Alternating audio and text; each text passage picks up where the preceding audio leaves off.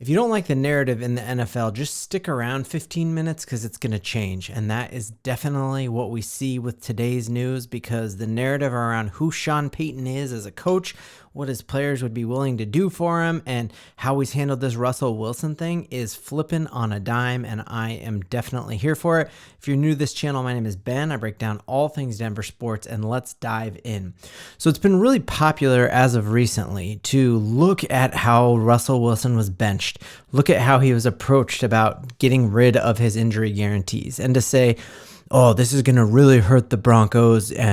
Sean Payton chewed him out on the sideline. Players are going to hate playing for him. No free agent will ever go to Denver again. And it's really quickly morphed into the sky is falling and the Broncos aren't going to make the playoffs for a long, long time, right? Well, I think Sean Payton inadvertently addressed all of this and the falsity of that in the press conference today. It was our final press conference before our last game of the season against the Las Vegas Raiders. We are going all in on that game because it is important that Sean Payton truly continues this entire transformation of this team from a 5-win team with Nathaniel Hackett to 9 wins now with Sean Payton, and a quarterback that he didn't even necessarily want. So if he keeps that trajectory on and we improve another few games next year, we are a playoff team. I cannot understate that. So here's the news today. So one of the things that happens towards the end of the year is that players have these different bonuses built into their contract, where they're called escalators sometimes they're just called performance bonuses. Like if you are a defensive player and you have this many sacks, you get an extra $10,000. If you're an offensive lineman and you have this many snaps, kind of a way to protect you against injuries. And so as the last couple games near to an end, cheap teams, cheap coaches, cheap owners, when their team is out of it, will bench players and try to make sure they do not hit that escalator. And it's a way to save money for the organization. So I heard on Altitude the other day, Columbus was talking about how when he was with the Washington Commanders, he had a deal where if he had 4 more snaps or something like that, he would have gotten $100,000. And they were out of the playoffs, and the coach came to him before the last game of the season and was like, sorry, man, we're not going to start you this last game because of your bonus that's owed to you.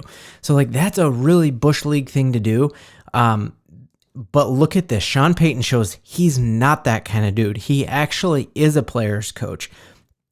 All of this hate and saying like no one's going to ever come to Denver again, that is all overblown, and I have more reasons to show you that. But check this out. This is from DNVR's Twitter. This is Zach Stevens. This guy's amazing. But he asked Sean Payton about the end of the year bonuses, which does count against our cap hit. We know we're going to have a bunch of dead money next year, but Sean Payton's like, you know what? It's money well spent instead of well saved. So while a lot of teams you'll see, look on Sunday, teams who are eliminated, who aren't great organizations, are going to bench some players who are close to hitting those escalators. Well, he's saying he's going to go out of his way to help players get it, not just like stop them from getting it. And well, we'll see if he gets it of his own accord, we'll give it to him. But check this out. This one is pretty nuts.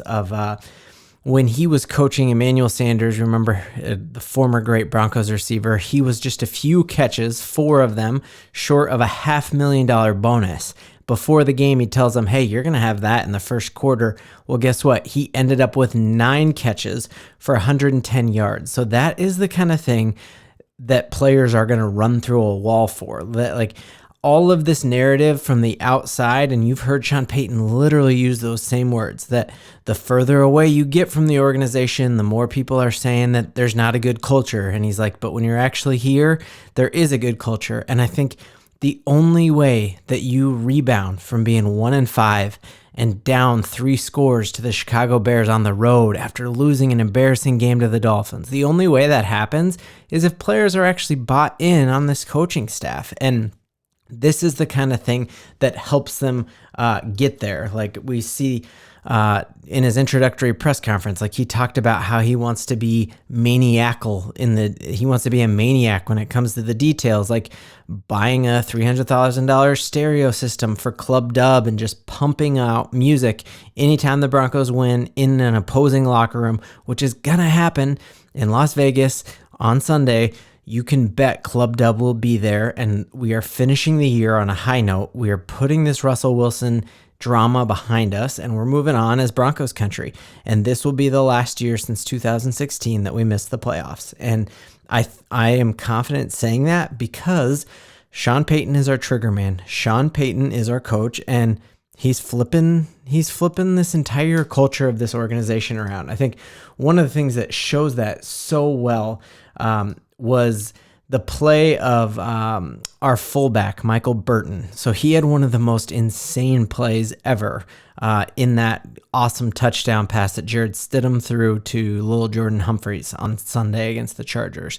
So there was a blitz coming. He not only picks up this guy in the backfield right here to stop the blitz, then Stidham kind of rolls out and then hits Lil Jordan Humphreys.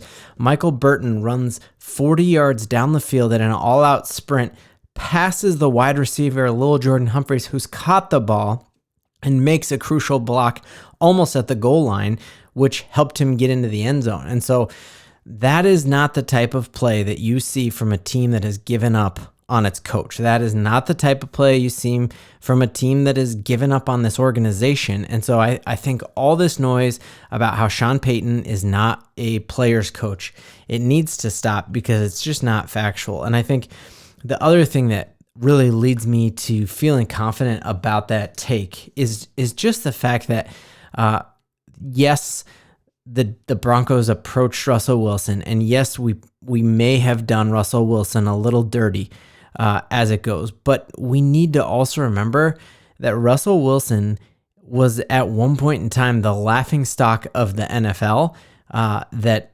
everyone was making fun of everything about him, from even the catchphrase from the show for a long time was "Let's ride," trying to redeem it because it was something that he said, and there are all the jokes that like every subsequent week Russell Wilson ended his press conferences with "Let's ride," and he got more and more and more shy with it until he was basically like yelling it as he sprinted out of the room, like that Simpsons gif with Homer kind of slinking into the bushes. That's what Russell Wilson was doing with "Let's ride." Remember all this stuff with the high knees and everyone making fun of him working out on the airplane on the way over to England. Like, do not for 1 second think that Russell Wilson embodies this like player that all of the NFL looks up to. Like every single team that we lost to had some sort of jab last year. I just looked up. The Panthers had a jab. You saw the Vikings do a "Let's ride" joke on their team airplane. You see the Cardinals here after they beat us did a funny thing trolling Russell Wilson. Like Russell Wilson, everyone realized in the NFL that was a bad deal, and that the Broncos approaching him to get off of that deal has nothing to do with how we'll treat other free agents. They realize that that is Sean Payton doing the best to get out of a bad situation. And all you got to do is just Google players who praise Sean Payton, and you'll see just giant lists. Like Drew Brees was at Dove Valley this year to see Sean Payton in his debut. You don't fly to a new state to see a former coach who you didn't like. And so all of this narrative around Sean Payton as a bad coach, the Broncos will never be able to get a good free agent again. All of that is just a hunk of malarkey, because Sean Payton is a culture changer. He's a streak breaker. And if he found his quarterback on Sunday with Stidham, watch out, Broncos country, or as some say, buckle up, Broncos country.